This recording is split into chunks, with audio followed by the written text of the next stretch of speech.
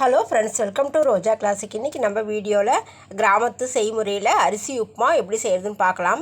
ரொம்ப ஈஸியாகவும் சுலபமாகவும் செய்யக்கூடிய இந்த அரிசி உப்புமா செய்முறை எப்படின்றத நான் என்னோடய ஸ்டைலில் உங்களுக்கு சமைச்சு காட்ட போகிறேன். வாங்க இப்போ வீடியோக்கு போகலாம். இந்த அரிசி உப்புமா செய்கிறதுக்கு பார்த்தீங்கன்னா ஒரு 3 ஸ்பூன் அளவுக்கு மட்டும் நான் எண்ணெய் சேர்த்துக்கிறேன்.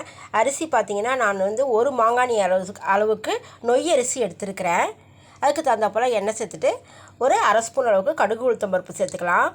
இது ஒன்று போல் வெடித்து வரும்போது 1 ஸ்பூன் அளவுக்கு கடலைப்பருப்பு சேர்த்துக்கலாம். கூடவே 5-6 வரமிளகா சேர்த்துடலாம்.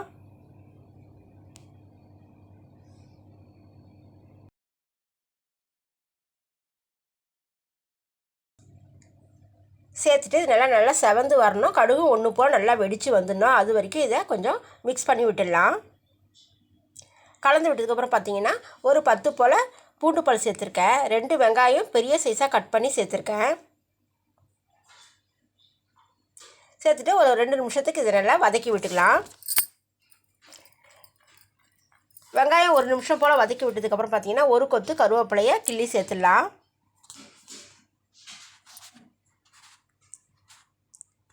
சேர்த்துட்டு இந்த வெங்காயம் நல்லா வதங்கி வர்ற வரைக்கும் இதை நம்ம நல்லா வதக்கி விட்டுடலாம்.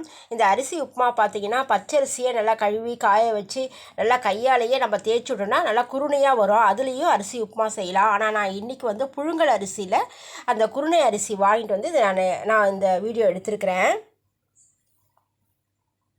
இந்த குருணையில் நம்ம கஞ்சியும் செய்யலாம், உப்புமாவும் செஞ்சு சாப்பிட்டுக்கலாம். நான் ஒரு சின்ன சைஸ் தக்காளி பழம் மட்டும் ஒன்று சேர்த்துருக்கேன். நம்ம ஒரு மாங்கானி தான் அரிசி எடுத்துருக்கோம். நான் அதுக்கு தகுந்த போல் தக்காளி வெங்காயம் சேர்த்துருக்கேன்.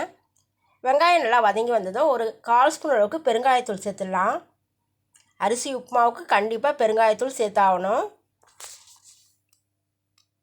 சேர்த்து நல்லா வதக்கி விட்டுடலாம். வெங்காயமும் ஓரளவுக்கு 3/4 பங்கு அளவுக்கு வதங்கி வந்திருக்குது. இப்போ நான் க்ளீன் பண்ணி எடுத்தது இருக்க அரிசியை இதில் சேர்த்துடுறேன். இது பார்த்திங்கன்னா ஒரு 20 நிமிஷம் போல் க்ளீன் பண்ணிவிட்டு 20 நிமிஷம் போல் நல்லா ஊற வச்சுருக்கேன்.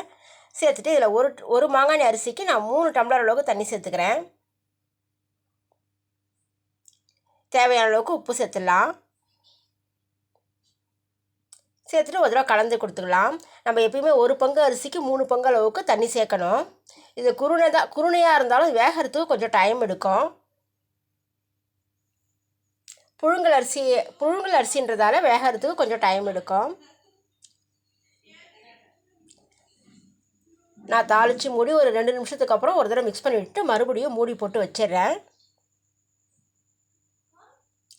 அடுப்பை கொஞ்சம் மீடியம் ஃப்ளேம்லேயே வச்சுட்டு நடுவில் ஓப்பன் செஞ்சு நான் கலந்து விட்டே இருக்கிறேன். இந்த நொய் அரிசி உப்புமா பார்த்திங்கன்னா கொஞ்சம் அடி பிடிச்ச போல் இருந்தால் தாங்க நல்லாயிருக்கும். நம்ம அடி பிடிக்காமல் செஞ்சோன்னா அதனுடைய சுவை வேறு போல் இருக்கும். இந்த நொய்யரிசி உப்புமா அடி பிடிச்சி வந்தால் அதனுடைய டேஸ்ட்டும் அந்த மனமும் ரொம்பவே அருமையாக இருக்கும். இப்போ இந்த குருணை பார்த்திங்கன்னா நல்லா வெந்து வந்துடுச்சு. அவ்வளோதாங்க, ரொம்ப ஈஸியான ப்ரிப்ரேஷனில் நொய்யரிசி உப்புமா நம்ம செஞ்சிட்டோம். இந்த செய்முறை உங்களுக்கு பிடிச்சிருந்ததுன்னா லைக் பண்ணுங்கள், ஷேர் பண்ணுங்கள். மறக்காமல் ரோஜா கிளாசிக் சேனலுக்கு சப்ஸ்கிரைப் பண்ணுங்கள். நம்ம அடுத்த வீடியோவில் பார்க்கலாம். தேங்க்யூ.